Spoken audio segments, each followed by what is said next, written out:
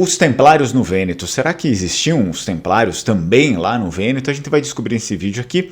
Fica até o final. Antes, curte o vídeo, se inscreve no canal, não esquece de ativar o sininho das notificações. Sou Fernando Menegatti, esse aqui é o canal Lenguamare, feito especialmente para você aí que gosta das histórias, enfim, do Vêneto e as histórias que acabam, de certa maneira, também abrangendo outras partes, a Itália e outras partes ali ao redor, a gente acaba mencionando aqui também.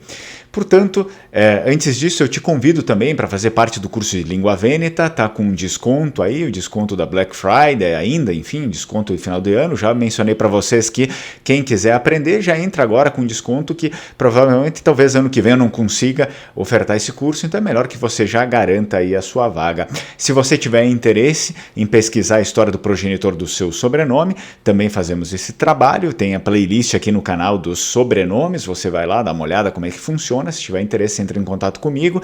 E, claro, temos a bandeira do Vêneto para vender. Quem é de origem vêneta sempre gosta, né, de ter essa bandeira aí, que é aquela bandeira original da Sereníssima República de Veneza.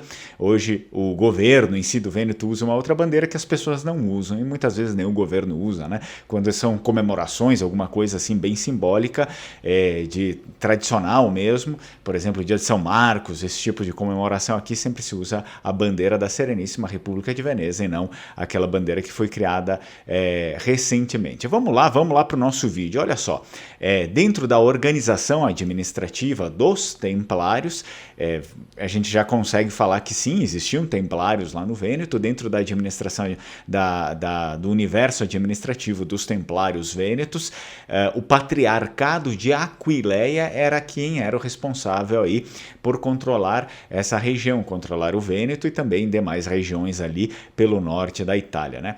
Isso é evidenciado principalmente por causa de uma antiga doação que foi registrada para os Templários Vênetos no ano de 1149, bastante tempo atrás. Então essas terras aqui adjacentes onde os Templários estabeleceram principalmente a Casa do Templo, conhecida como Santa Maria a Campanea.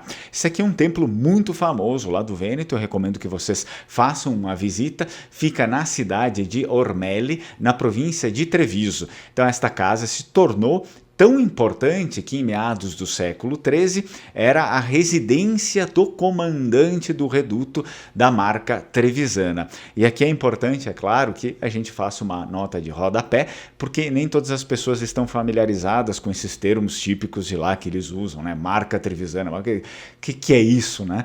Então, a marca trevisana é uma expressão criada no século XII para indicar aí os territórios, né? O território, na verdade, que se estendia ao redor da cidade de Treviso. Então, até hoje, eles chamam de marca trevisana. Quando alguém falar para vocês, alguém de lá dizer, não sei o que, eu moro na marca trevisana, eu sou da marca, né? Eles geralmente falam isso, né? Mission da marca. Então, geralmente, vocês precisam ter essas coisas na cabeça, porque senão fica perdido, né? Quando a gente não tem essas coisas na cabeça. Bom, vale lembrar que no mesmo período, algumas grandes cidades da região, não só do Vêneto, mas, enfim, da região inteira, como Pádua, Cremona ou mesmo Verona, claro, consequentemente a maior parte dessas cidades estavam no Vêneto, aderiram à primeira Liga Lombarda.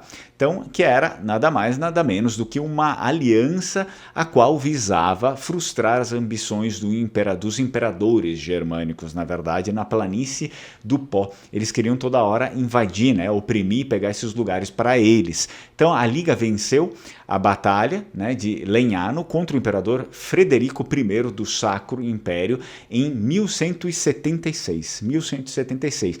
Este último foi forçado a assinar a famosa Paz de Veneza em 1177 e as cidades aí oprimidas pelo Sacro Império, né, pelos germânicos, obtiveram até que enfim o reconhecimento e a sua devida liberdade, né? Não precisavam mais ali ficar sendo oprimidas e tendo invasões, né? Porque se fez esse acordo aqui de Veneza, o Tratado de Veneza. Um dos mestres da ordem, o Arnau de Toroia, faleceu em 30 de setembro de 1184 na cidade de Verona, cidade vêneta de Verona, quando viajou para defender uma nova cruzada lá para o Papa Lúcio III e também para os reis europeus, porque as cruzadas, na verdade, eram definidas, eram negociadas entre, né, o Papa e os reis, enfim, os comandantes mais poderosos ali. Um dos testemunhos mais importantes dos monges guerreiros, né, que eram esses templários, encontra-se justamente lá no Vêneto e justamente no local já mencionado aqui anteriormente, lá na província de Treviso, que é especificamente a igreja do Templo de Ormélia, a 6 quilômetros de Oderzo. Então, olha só, hoje esse lugar lá parece um pequeno vilarejo, né, no meio do nada, mas só que antigamente era uma área de trânsito muito movimentada.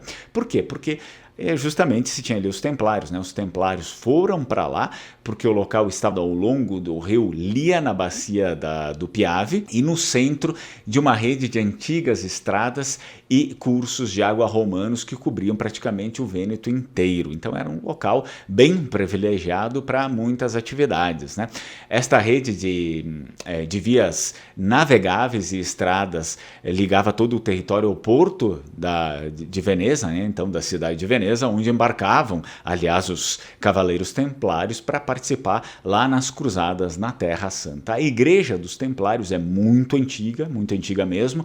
Aliás, a primeira estrutura, ela é, na verdade, românica, e esses cavaleiros templários vênetos, eles estabeleceram-se lá em 1119 e permaneceram até 1312, de 1119 a 1312, quando a ordem, então, foi suprimida por Filipe o Belo, e os templários foram assim perseguidos, torturados e condenados à morte, e a sua grande riqueza foi dividida entre os seus perseguidores. A igreja conserva algumas paredes e alguns vestígios de afrescos do período ali dos templários, mas os séculos certamente apagaram assim, a maior parte deles, tendo a igreja sido posteriormente ampliada e redecorada, na verdade. Após a supressão da ordem dos cavaleiros templários, a igreja passou pro controle, pro domínio dos cavaleiros de Malta, aquela igreja lá vêneta, então que mudaram o nome lá para São João Batista, mudaram o nome da igreja, né, que era de Santa Maria. Os cavaleiros de Malta acrescentaram um pórtico com um grande afresco externo dedicado a São Cristóvão, imagem de boas-vindas também para os peregrinos que por lá passavam. Mas se a gente olhar atentamente para cima do pórtico, do lado direito da igreja, ainda podemos ver as cruzes vermelhas dos templários, que lembram certamente uma espada e evidencia a decoração medieval original. Porque os templários escolheram esse lugar? Bom, provavelmente porque não está muito longe de importantes vias de comunicação. Naquele período era essencial isso, até mesmo porque eles eram missionários, eles tinham, né, essas missões ali. Uma zona com poucos habitantes, certamente até os dias de hoje, mas com muito trânsito naquela época, né, que era ideal para oferecer hospitalidade a todos os fiéis que peregrinavam a Roma e também a Jerusalém. A igreja conserva ainda hoje a antiga estrutura românica, um ambiente que, enfim, é convidativo para as pessoas, né, fazerem orações, meditações, e também uma das muitas lendas aí, existem várias e várias lendas, enfim, lá que cercam esse local, mas uma das muitas lendas que esse lugar evocativo conta é que os restos mortais aí desses cavaleiros templários, dos fundadores da igreja, repousam sob cada árvore ao longo da estrada, né, para chegar até lá. Espero que você tenha gostado do vídeo, deixe suas dúvidas, seu comentário, sua sugestão para outros vídeos, sempre é bem-vindo aqui. Caso não tenha nada para comentar, deixa o emoji, né, o emoji do leão do Vêneto, e a gente se vê na próxima. Tchau, tchau, Strucon.